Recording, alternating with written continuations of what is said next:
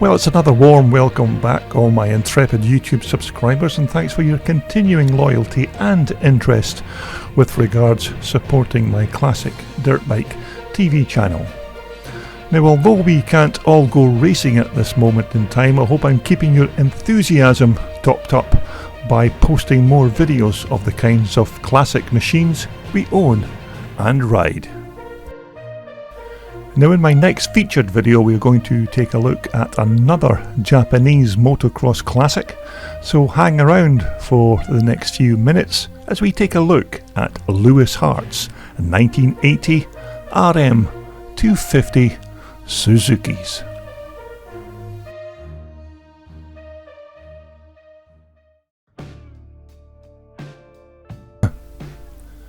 Now, this first machine is Lewis's actual race bike, and these video clips were taken just as Lewis was preparing the bike for its very first race of the 2017 racing season.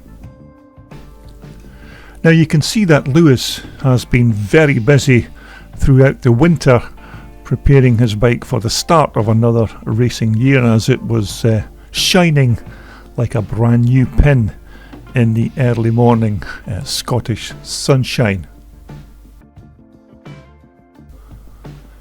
Now, Lewis races this bike with the Scottish Twinshocker Scramble Club in central Scotland and competes with it in the Twinshocker 250 class.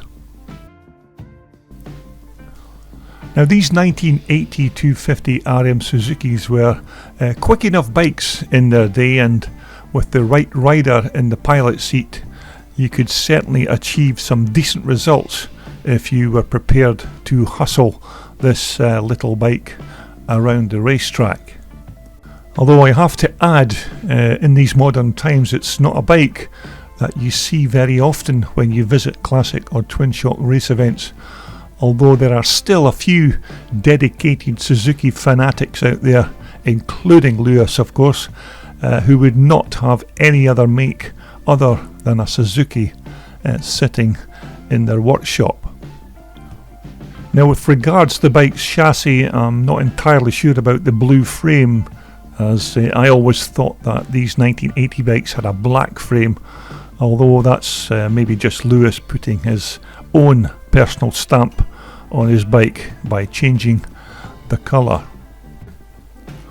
Now, as you would expect, Lewis's machine is not 100% authentic from 1980, as there are one or two bits and pieces on the bike that have been changed for more modern parts, but nevertheless it's still a good example of one of these Twinshocker Suzis.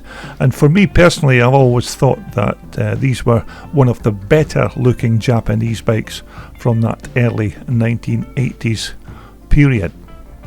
Now, because this was the early 80s, many manufacturers were still using these old drum brakes on their machines, and this particular Suzuki, as far as I remember, used a certain amount of magnesium on their brake plates.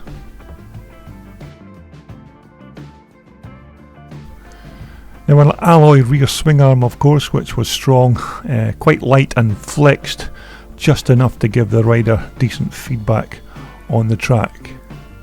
Now, once again, magnesium rear backplate on this bike, as I remember from that particular year.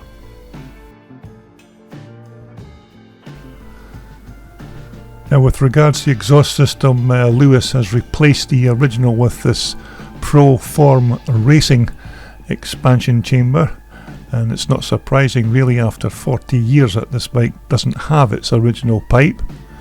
And Lewis has also replaced the alloy tailpipe on his machine. Now, most of the plastics still look good on this bike, and replacements are readily available as new parts if you need them from various Suzuki spares outlets, although the plastic fuel tank is still the original item from 1980. Now, the rear shocks are another part you would expect to see changed on a 40-year-old RM250, and although I'm not 100% sure The shocks on this bike look like a pair of Works performance units, which are top quality and will work very well on this old Twinshocker.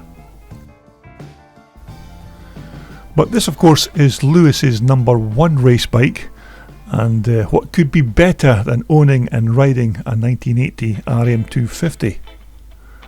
Well, possibly two RM250s, as Lewis also has a second 1980 Twinshocker RM as a backup bike should anything happen to his number one machine.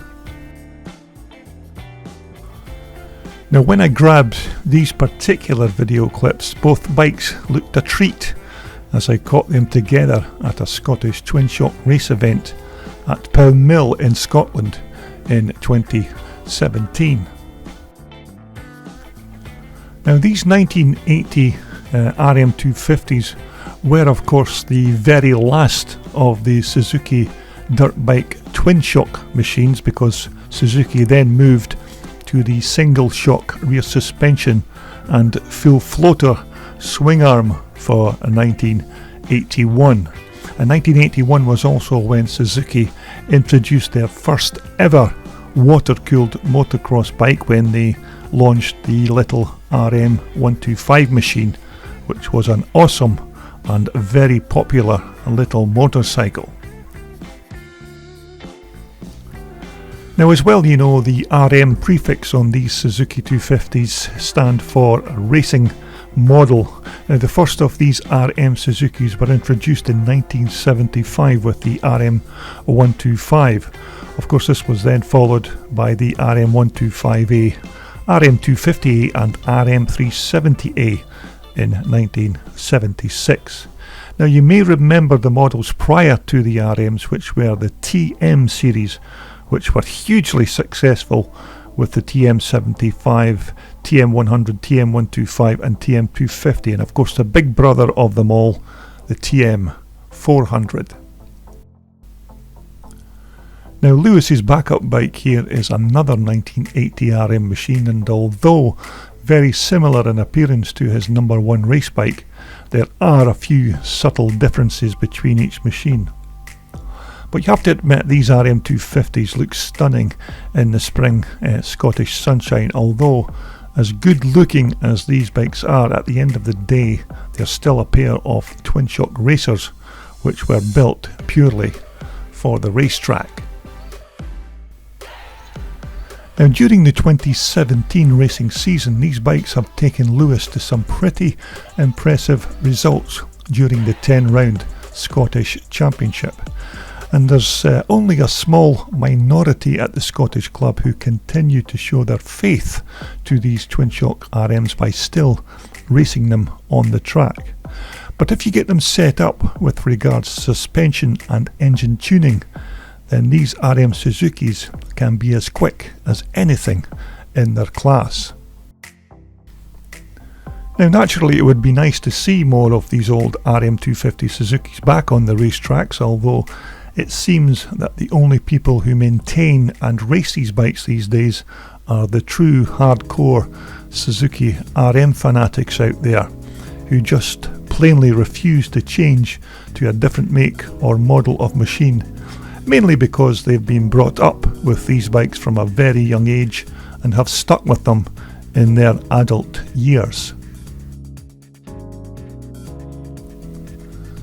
And in this particular picture we can see Lewis having fun on one of his 1980 RM250 race bikes at this particular Pow Mill race meeting. But for me personally, I still say that these RM Suzukis are still among the nicest Japanese bikes from the 1980s, and for me they just have the look, and this pair of examples from Lewis are just a couple of little gems. Okay, I hope you enjoyed another walk down memory lane here looking at Lewis Hart's two RM250 Suzukis. Now there's still lots more vintage and classic motorcycles to come to my Classic Dirt Bike TV channel, so I do hope you'll continue to view and subscribe to my channel. So until next time, continue to be safe, and hopefully, fingers crossed, we'll soon be back out there doing what you know we do best, riding classic and vintage off-road motorcycles.